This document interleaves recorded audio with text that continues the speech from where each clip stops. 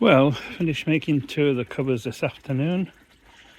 It's now 5 p.m. Friday night and it's already dark.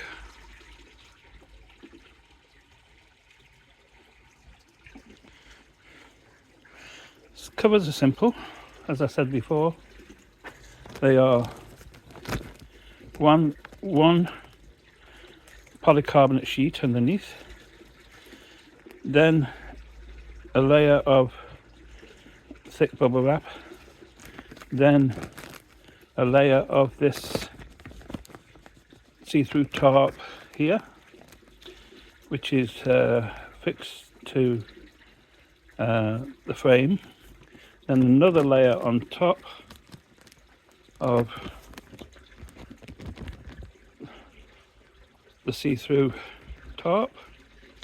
This has 4-inch overhang all the way around,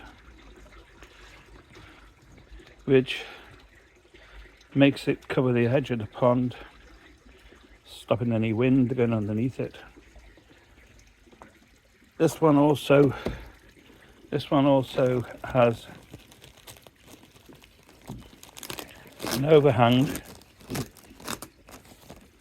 there of 4 inches that goes over the one in front, and they all slot together to make 3. As I said, at the moment I've just got 2 on the pond there, which I've done today. The third one is waiting up there, ready to go. I don't particularly need them on the pond at the moment, but they are, as I said, here, ready. And the front here's got a 4-inch hanger over. There you go. Hangs over to cover the whole of the pond so that the water drains off and also stops the wind going in. So the first layer basically is a protective layer, and the last layer of this is the layer that loops over, and it's got a little swing arm on it. This little swing arm is, you just lift it up and swing it in and it drops the whole unit down just like that and seals it all the way along. As I've said, that last one to do at the very end, to go up there, which is the one that's hanging around there, which will go up in the next couple of days when I have the time. So that one will be going on. But for now, it's just the 2 that are on. And if I lift this up again, very difficult to do one-handed, of course. The swing arm will come down and hold that one up. This is basically so I can see the fish. I can feed the fish if they need to be fed, and I can also see what is happening to the fish in the pond. I don't need the covers on at the moment, but because I've made them, I'm just going to leave them on, but open. This one's going to stay open, and the one at the end obviously is still missing, so that's a big area that'll stay open.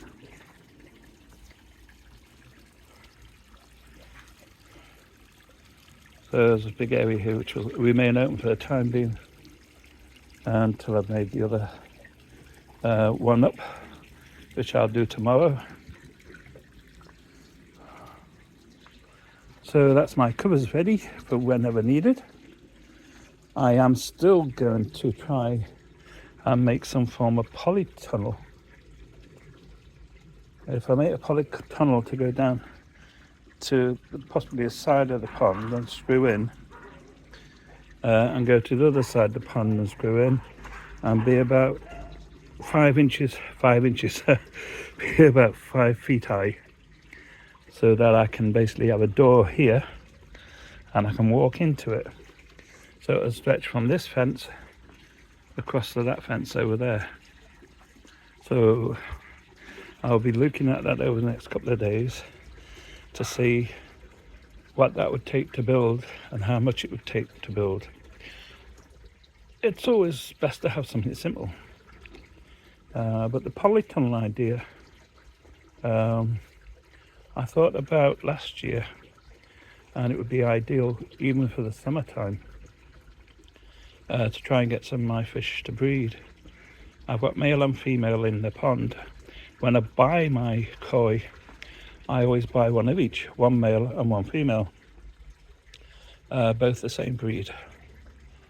But I've never had any young fish in the pond yet, and I've been keeping fish now for well over 20 something years, starting with goldfish.